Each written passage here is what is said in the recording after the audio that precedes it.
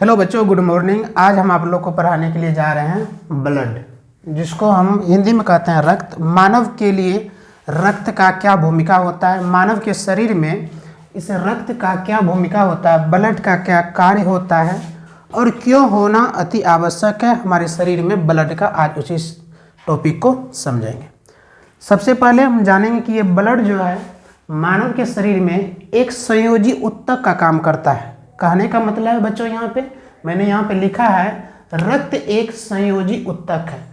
मानव के शरीर को कनेक्ट रखता है यही ब्लड। कहने का मतलब क्या, पूरे शरीर में जो ब्लड सर्कुलेशन होता है, ब्लड रक्त संचरण जो होता है, मैंने हिंदी में लिख दिया यहाँ पे, रक्त संचरण जो होता है तो पूरे शरीर को कनेक्ट करके रखने का काम करता है। इसलिए रक्त को कहा जाता है संयोजी ऊतक।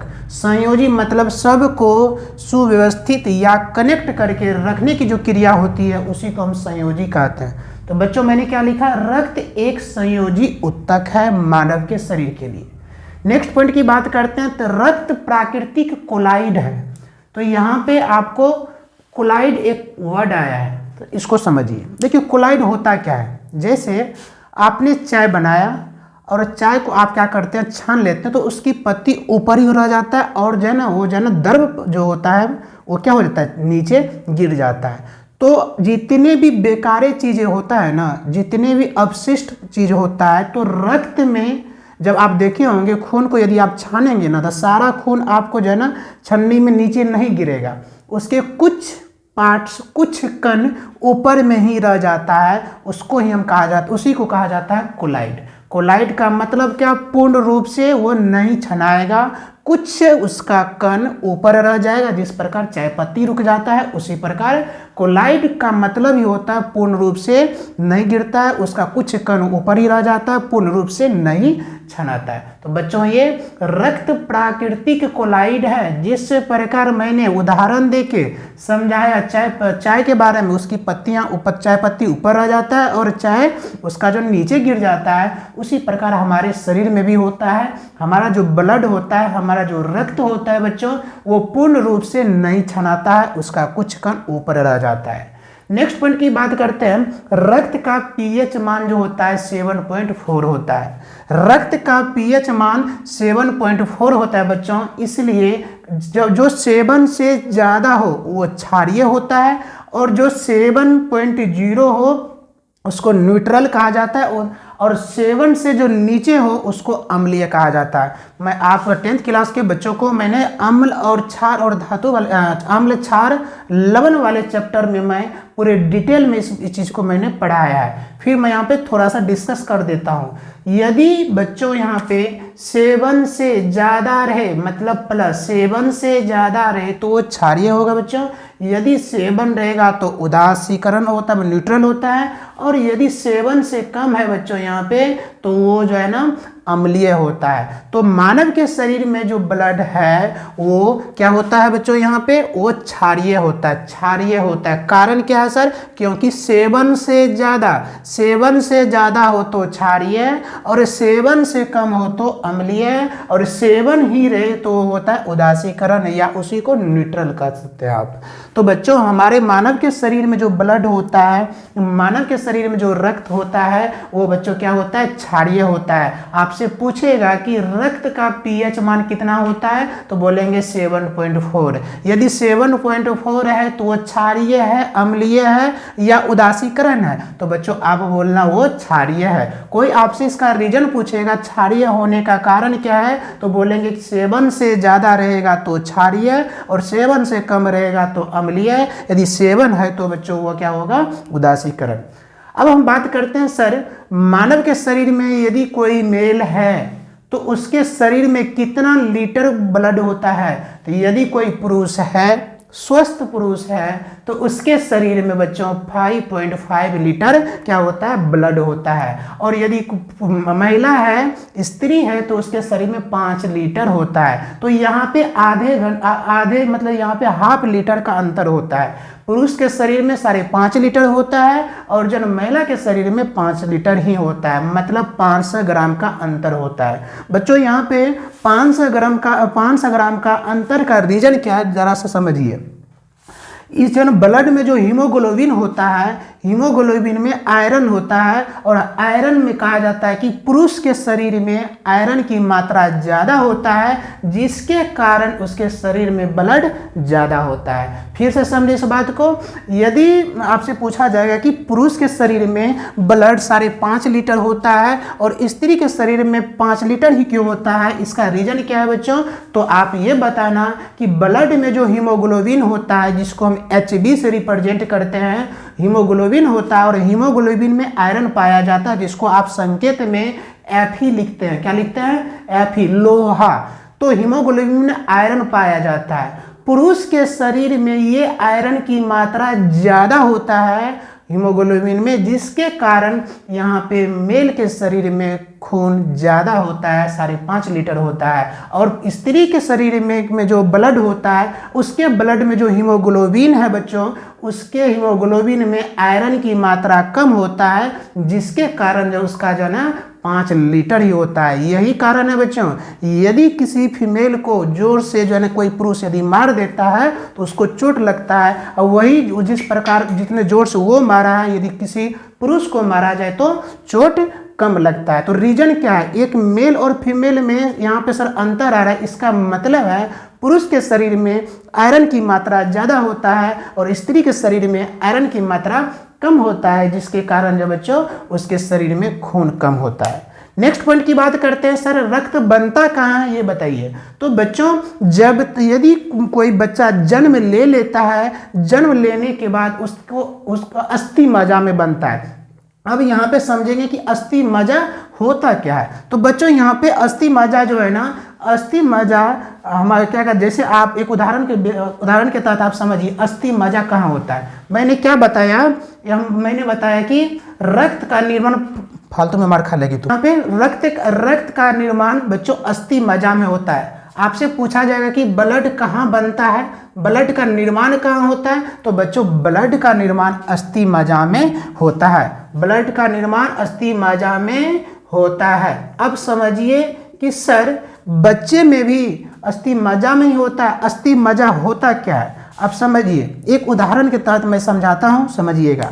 आप मुर्गा खाते हैं तो जब मुर्गा के जो हड्डी होता है, आप देखेंगे उसको, जब मान लो इस तरह करके, जब हड्डी मान लो कि ये हड्डी है और इसको यदि आप जोर से दबाते हैं तो बीच में आप देखेंगे लाल कलर का होता है। क्या, कौन सा कलर का होता है, लाल कलर का होता है। वही है क्या, आपका अस्थि मज्जा। क्या है, अस्थि मज्जा। उसी प्रकार मानव के शरीर में भी जो हड्डियां होती हैं और हड्डियां के बीच में जो होल होती है, उसी होल में क्या बनता है, तो हमारा रक्त बनता है। क्या बनता है बच्चों, तो हमारा रक्त कहाँ बनता है, तो अस्थि मज्जा में। बहुत ही भैया इंपॉर्टेंट पॉइंट है, इसको याद रखिएगा। आपसे पूछा जाएगा मानव के शरीर में खून कहाँ बनता है, तो बोलेंगे अस्थि मज्जा। सर अस्थि मज्जा होता क्या है, तो हमारे जो शरीर होता है और शरीर के मिड में खोखला जो होता है उसमें बनता है। एग्जाम्पल्स के तौर पे मैंने बताया, मुर्गा आप खाते हैं, मुर्गा की जो हड्डियां होती है उसको यदि आप दांत से दबाते हैं तो ध्यान से देखना, उसके बीच में लाल कलर जो होता है वही है क्या, वही लाल कलर ही क्या होता है, रक्त होता है, वही पे बनता है। ये उदाहरण के तहत बताया, मानव के शरीर में भी ऐसा ही होता है। अब बात करते हैं सर, यदि सबको जन बच्चा हो या जो है ना बूढ़े हो या जो जन्म ले लिया, बच्चों जो जन्म ले लिया उसके शरीर में अस्थि मज्जा में ही बनेगा। लेकिन जब तक बच्चे माँ के गर्भ में रहता है तब तक बच्चे के भ्रूण में, मतलब बच्चे जब तक बच्चे गर्भ में रहता है, मतलब किस अवस्था में, तो भ्रूण अवस्था में। मैंने क्या कहा, भ्रूण अवस्था। भ्रूण अवस्था क्या होता है, यदि कोई महिलाएं प्रेग्नेंट होती है, चाहे 3 मंथ का हो या 5th मंथ हो या 6th मंथ हो या 9th मंथ हो, जब तक वो बच्चे को जन्म नहीं देती है, उस बच्चे के शरीर में ब्लड जो बनता है बच्चों, वो लीवर में बनता है। कहाँ निर्माण होता है, लीवर में। ये प्रश्न बार बार ऑब्जेक्टिव के तहत पूछा जाता है। ये हायर क्लास के लिए भी इम्पोर्टेंट पॉइंट है। बच्चों मैंने क्या बोला, माँ जब बच्चे जन्म ले लेता है तो उसके अस्थि मज्जा में ब्लड बनता है, लेकिन जब तक बच्चे जन्म नहीं लेता, चाहे वो माँ के गर्भ में 2 मंथ हो या 3 मंथ हो या 4 मंथ हो, जब तक वो जन्म नहीं लेता है तब तक उस बच्चे के शरीर में ब्लड का निर्माण लीवर में होता है। कहाँ पर होता है? लीवर में होता है। आपसे पूछा जाएगा कि भ्रूण अवस्था वाले बच्चे के शरीर में रक्त का निर्माण कहाँ होता है, तो बोलेंगे लीवर में। जब बच्चे जन्म ले लेता है, जैसे हम आप लोग हैं, तो आप लोग के शरीर में रक्त का निर्माण कहाँ होता है, तो अस्थि मज्जा में। कहाँ होता है? अस्थि मज्जा में, इसी को अस्थि मज्जा में होता है। और लेकिन जब जन्म नहीं लेता है, चाहे वो 2 मंथ का हो या 3 मंथ का हो या 5th मंथ का हो बच्चों, उसके शरीर में जो है ना रक्त का निर्माण कहाँ से होगा? लीवर से होगा। तो मैंने क्या जाना अभी, तो मानव के शरीर में रक्त का निर्माण कहाँ होता है, तो अस्थि मज्जा में। और जब तक जन्म नहीं लेता है तो उसके लीवर में किसका निर्माण होता है? रक्त का। चलिए नेक्स्ट बात करते हैं। सर ये निर्माण हुआ तो मानव के शरीर में ये जमा कहाँ होता है? बच्चों जब कोई भी चीज़ निर्माण होता है तो वो उसके लिए कुछ जगह चाहिए, उसके लिए कोई स्पेस चाहिए। तो स्पेस कहाँ होता है? हमारे शरीर में। हमारे शरीर में जो है ना रक्त कहाँ जमा होता है, आज इस चीज़ को जानेंगे। तो बच्चों रक्त का जो जमा होता है किसमें? स्प्लीन में। किसमें? स्प्लीन में। इसी को पीलिया बोला जाता है। क्या बोला जाता है? पीलिया बोला जाता है बच्चों। यदि रक्त बना है तो उसके लिए जगह चाहिए। वो हमारे शरीर में वो कौन सा जगह है जहाँ पे आपके खून आके जमा होता है? तो बच्चों स्प्लीन में आके जमा होता है। सर यदि जमा हुआ तो उसका जो है ना क्या डेथ भी होनी चाहिए, मृत्यु भी होता है। इसलिए कहा जाता है, सुनो यहाँ पे, रक्त का जमा या रक्त का स्टोर बच्चों स्प्लीन में होता है। अब नेक्स्ट बात करते हैं सर, इसलिए जो है ना स्प्लीन को या रक्त को ब्लड बैंक भी कहा जाता है। नहीं, यहाँ पे गलत लिखा गया बच्चों। यहाँ पे स्प्लीन को क्या लिखेंगे? स्प्लीन को ब्लड बैंक कहा जाता है। जैसे आप अपना पैसा कहाँ जाके जमा करते हैं बच्चों? बैंक में। तो क्या कहाँ जमा करते हैं? बैंक में। उसी प्रकार मानव के शरीर में यदि ब्लड बना है तो उसका जगह चाहिए जमा होने के लिए, तो वो कहाँ जमा होता है? स्प्लीन में। और हिंदी में उसको कहता है पीलिया। बच्चों स्प्लीन में ब्लड जमा भी होता है और स्प्लीन में ब्लड मरता भी है। या कहा जाता है कि जन स्प्लीन को, रक्त का कब्र किसे कहा जाता है? तो स्प्लीन को। कहाँ किसको कहा जाता है बच्चों? स्प्लीन को कहा जाता है रक्त का कब्र। कहने का मतलब यहाँ पे क्या निकला बच्चों? स्प्लीन में ही क्या होगा? ब्लड आपका जमा होगा और स्प्लीन में ही आपका ब्लड खत्म भी होगा। कहने का मतलब यहाँ पे ये निकला, हमारे शरीर में, मानव के शरीर में यदि रक्त बन रहा है तो वो जमा होगा। और कहाँ जाके जमा होगा? पीलिया में। इंग्लिश में कहते हैं स्प्लीन। क्या कहते हैं बच्चों इसको? स्प्लीन। चलिए सर, यह जमा हुआ तो यदि उसका यूज नहीं होता तो फिर वो मरता भी है, तो जाके बच्चों इसलिए जो है ना स्प्लीन में ही जाके खत्म होता है। इसलिए स्प्लीन को ही कहा जाता है कब्र। कब्र किसको कहा जाता है बच्चों? आप लोग सुने होंगे, जब आदमी की मृत्यु हो जाती है जाके कब्र में दफना दिया जाता है। उसी प्रकार रक्त जमा हुआ, यदि रक्त जमा हुआ तो मरेगा कहाँ? तो रक्त मरेगा कहाँ पे? जाके स्प्लीन में। मतलब पीलिया में ही आके जमा हुआ और पीलिया में ही आके बच्चों यहाँ पे मरता भी है। नेक्स्ट की पॉइंट बात करें हीमोग्लोबिन। अब जो है ना बहुत बच्चे को ये कन्फ्यूजन रहता है, जैसे ब्लड और हीमोग्लोबिन, ब्लड और हीमोग्लोबिन। जैसे आप डॉक्टर के पास जाते हैं तो डॉक्टर आपको एक टेस्ट लिखता है जिसका नाम होता है CBC। क्या नाम होता है बच्चों? CBC। उसमें आपको पूरे डिटेल्स में बताता है कि आपके शरीर में RBC कितना है, आपके शरीर में हीमोग्लोबिन कितना है, आपके शरीर में प्लेटलेट्स कितना है, मतलब सारा शरीर का विवरण देता है। उसको CBC टेस्ट कहा जाता है। आपको फीवर हो या कोई तरह की भी बीमारी हो तो उसमें डॉक्टर सबसे पहले CBC करवाता है। उस आदमी की बॉडी के जन सारे चीज़ को देखना चाहता है और देखता भी है।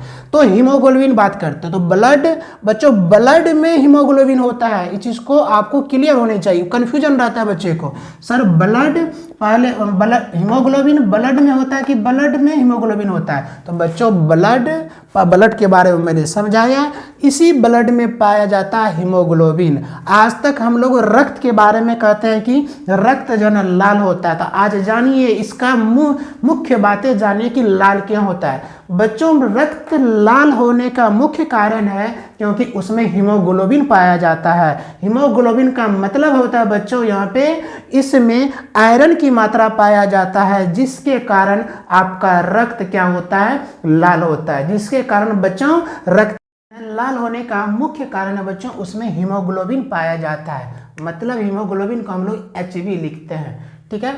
तो बच्चों यहाँ पे जानेंगे कि हीमोग्लोबिन में क्या पाया जाता है जिसके कारण ब्लड लाल होता है। तो आपने सबसे क्या जाना, आपने ब्लड लाल होने का मुख्य कारण उसमें क्या पाया जाता है, हीमोग्लोबिन। अब हीमोग्लोबिन में सर क्या पाया जाता है ये बताइए। तो बच्चों हीमोग्लोबिन में पाया जाता है लोहा, जिसको हम लोग कहते हैं क्या बच्चों, Fe। क्या कहते हैं, संकेत में लिखते हैं उसको Fe। यही लोहा के कारण, ठीक है, हीमोग्लोबिन जो ब्लड में पाया जाता है वो लाल होता है। आज के बाद यदि आपसे कोई पूछा जाएगा कि ब्लड लाल क्यों होता है, तो बच्चों आप बोलना उसमें हीमोग्लोबिन पाया जाता है। यदि वो समझदार व्यक्ति होगा फिर आपसे पूछेगा कि हीमोग्लोबिन में क्या पाया जाता है, तो बोलेंगे कि लोहा पाया जाता है, जिसको हम Fe लिखते हैं। यही कारण है कि बच्चों हीमोग्लोबिन ब्लड में पाया जाता है और ब्लड मेरा क्या होता है, लाल होता है। अब बात जानते हैं कि सर हीमोग्लोबिन पुरुष के शरीर में कितना पाया जाता है और मेल के शरीर में कितना पाया जाता है। तो बच्चों जिस प्रकार मैंने आपको अभी यहाँ पे बताया था कि ब्लड पुरुष के शरीर में 5.5 लीटर पाया जाता है और महिला के शरीर में 5 लीटर पाया जाता है, उसी प्रकार हम जानेंगे कि हीमोग्लोबिन एक पुरुष के शरीर में 14 ग्राम DL पाया जाता है। कितना, 14 ग्राम DL पाया जाता है और फीमेल के शरीर में 13 ग्राम DL पाया जाता है। तो बच्चों दोनों में अंतर देखिए, यहाँ पे पुरुष के शरीर में ब्लड पूछा गया है, इस चीज़ को ध्यान से रखिएगा। यदि पूछा जाए कि पुरुष के शरीर में ब्लड कितना पाया जाता है तो बोलेंगे 5.5 लीटर, और आपसे पूछा जाएगा कि पुरुष के शरीर में हीमोग्लोबिन कितना पाया जाता है तो 14 ग्राम DL पाया जाता है। यदि आपसे पूछा जाए कि महिला के शरीर में ब्लड कितना पाया जाता है तो बच्चों 5 लीटर पाया जाता है। यदि पूछा जाएगा कि जन्म महिला के शरीर में जो है ना हीमोग्लोबिन कितना पाया जाता है तो 13 ग्राम DL। तो यहाँ पे अंतर देखिए, यहाँ पे भी ब्लड भी पुरुष के शरीर में 5.5 लीटर और यहाँ हीमोग्लोबिन में कितना 14 ग्राम DL, और जो है ना फीमेल के शरीर में 5 लीटर। यहाँ भी कम था बच्चों, ब्लड भी कम पाया जाता है और हीमोग्लोबिन भी कम पाया जाता है। तो यहाँ पे ब्लड 5.5 ग्राम का अंतर होता है, यहाँ पे 1 ग्राम का अंतर होता है। देखिए 14 ग्राम DL पुरुष के शरीर में क्या चीज़, तो हीमोग्लोबिन, और जब पुरुष महिला के शरीर में हीमोग्लोबिन कितना पाया जाता है 13 ग्राम। तो इसका मतलब है एक स्त्री के शरीर में हीमोग्लोबिन भी कम पाया जाता है और स्त्री के शरीर में जो है ना ब्लड भी कम पाया जाता है। नेक्स्ट पॉइंट की बात करते हैं बच्चों। तो हीमोग्लोबिन के कारण रक्त लाल होता है, मैंने पहले ही आपको समझा दिया, उसी बात को मैंने यहाँ पे लिख भी दिया है। अब ये सारी बातें कॉन्सेप्ट मैंने बता दिया किसके बारे में, ब्लड के बारे में। अब जानते हैं कि मुख्य कार्य क्या होता है, ब्लड का मुख्य रूप से काम क्या होता है एक मानव के शरीर में। तो सबसे पहले ब्लड का काम आपके शरीर का ताप को नियंत्रण करता है। मतलब सर नहीं समझ में आया, ताप का नियंत्रण मतलब बच्चों एक स्वस्थ मनुष्य का तापमान 37 डिग्री कितना होना चाहिए, 37 डिग्री सेंटीग्रेड होनी चाहिए। यदि कोई मनुष्य कोई मानव यदि स्वस्थ है तो उसके शरीर का तापमान 37 डिग्री सेल्सियस होनी चाहिए। बच्चों जब आपके शरीर में ब्लड की कमी होती है तो आपके शरीर का तापमान गिरता है। आपको कोई फीवर आया हो या आपको कोई डिजीज या कोई बीमारी है तो बच्चों आपके शरीर में जो है हीमोग्लोबिन धीरे धीरे कम होता है। ऐसे स्थिति में आपके शरीर का तापमान भी कम हो जाता है। तो कहने का मतलब है बच्चों मनुष्य के शरीर में ब्लड का होना अति आवश्यक है, कितना होना आवश्यक है? स्वस्थ मनुष्य है तो 5 लीटर, 5.5 लीटर, और जो है ना महिला के शरीर में 5 लीटर। उसके शरीर में हीमोग्लोबिन का होना भी अति आवश्यक है, तो कितना? तो पुरुष के शरीर में 14 ग्राम DL और महिला के शरीर में 13 ग्राम DL। बच्चों ये यदि आपके शरीर में घटता है, आपके शरीर में कमी होता है, तो आपका शरीर का ताप नियंत्रण नहीं रहेगा। इसका मतलब है कि ब्लड का मुख्य कार्य होता है मनुष्य के शरीर का ताप का नियंत्रण करना। क्या होता है? मनुष्य के ताप का नियंत्रण करना। नेक्स्ट बात करते हैं बच्चों, पोषक पदार्थों का परिवहन। खून का काम ये भी होता है बच्चों, पोषक पदार्थों का परिवहन भी करता है। परिवहन मतलब क्या है? एक जगह से दूसरे जगह ले जाना, एक जगह से दूसरे जगह ले जाना। तीसरा कार्य जानते हैं ब्लड का, तो बच्चों गैसों O2 और CO2 का परिवहन। ये समझिए, हम लोग जाते हैं डॉक्टर के पास, BP चेक करवाते हैं। क्या चेक करवाते हैं? Blood pressure. क्या चेक करवाते हैं बच्चों?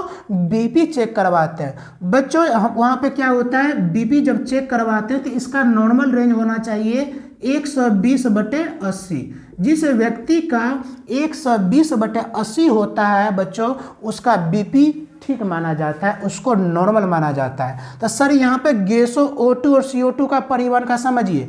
मान लीजिए हम जब ऑक्सीजन ले रहे हैं तो हमारे शरीर में 120 के स्पीड से क्या लेके जा रहा है? ऑक्सीजन को हमारे शरीर में गया। मान लीजिए हमारे शरीर में ऑक्सीजन गया कितना के स्पीड से? 120। और CO2 कितने के स्पीड से निकलता है? 80 का। इसी में क्या होता है बच्चों, यदि ये घट जाता है 120 से 110 हो जाता है, इसका मतलब है हम जो ऑक्सीजन जो गया है उसका स्पीड क्या हो गया? कम हो गया। 120 से 110 आ गया। किसी व्यक्ति का 105 हो जाता है, कहता है कि BP लो हो गया। क्या कहा जाता है? BP लो। किसी का 120 से 130 हो जाता है, 140 हो जाता है, कहते हैं उसका ब्लड प्रेशर बढ़ गया। तो बच्चों 120 स्पीड से ऑक्सीजन गया और 80 के स्पीड से जो निकाल देता CO2 को, मतलब उसी को कहा जाता है गैसों का परिवहन। क्या कहा जाता है बच्चों? गैसों का परिवहन कहा जाता है। आज के बाद यदि कहेगा कि ऑक्सीजन जो हमारे ब्लड प्रेशर का मतलब क्या होता है, BP का मतलब क्या होता है? 120 स्पीड से ऑक्सीजन को ले जाना और 80 के स्पीड से ऑक्सीजन CO2 को बाहर निकाल देना, कार्बन डाइऑक्साइड को बाहर निकाल देना। मतलब ये परिवहन का काम किया, ले गया और फिर अंदर से निकाल दिया। इसी को कहा जाता है परिवहन। क्या कहा जाता है बच्चों? इसको परिवहन कहा जाता है। नेक्स्ट पॉइंट की बात करते हैं, उत्सर्जी पदार्थ का परिवहन। हम लोग जो खाना खाते हैं तो इसमें जरूरी नहीं कि सब कुछ अच्छा ही होता है, सब कुछ शुद्ध ही होता है। उत्सर्जी पदार्थ जो हमारे शरीर के लिए बेकार चीज होती है, उसको भी परिवहन मतलब जो है ना इधर से उधर करने का काम कौन करता है? ब्लड करता है। अब हम बात करते हैं बच्चों यहाँ पे रक्त। ब्लड जो है ना ब्लड को जो है 2 भागों में हम बांट के यहाँ बता रहे हैं। एक होता है प्लाज्मा। प्लाज्मा जो है ना, रक्त में प्लाज्मा की मात्रा 55 से 60% होता है। 10th क्लास के बुक में दिया हुआ है 55%। आप टिक कीजिएगा 55 ही।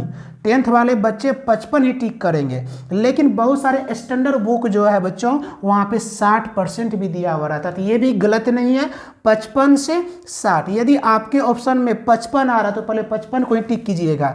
ये हाई लेवल की होता है, जैसे मेडिकल हो गया, IIT हो गया, उस बच्चे के लिए जो यदि 60 टिक्कियों को स्टैंडर्ड बुक से पढ़ना होता है तो पूछा जाएगा कि रक्त में, मानव के रक्त में प्लाज्मा कितना प्रतिशत? 55 से 60%। ये प्लाज्मा होता क्या है सर? प्लाज्मा एक प्रकार की प्रोटीन होता है बच्चों। प्लाज्मा एक प्रकार की प्रोटीन होता है। इस प्लाज्मा में पाया जाता है 2 प्रोटीन पाया जाता है, एक फाइब्रिनोजेन और दूसरा होता है प्रोथ्रोम्बिन प्रोटीन। तो प्लाज्मा 55 से 60%। प्लाज्मा होता क्या है सर? तो प्लाज्मा रक्त में पाया जाता है, एक द्रवीय पदार्थ होता है। और प्लाज्मा एक तरह से प्लाज्मा क्या है सर? तो एक प्रकार की प्रोटीन, मैंने इसलिए साइड में लिख दिया प्रोटीन।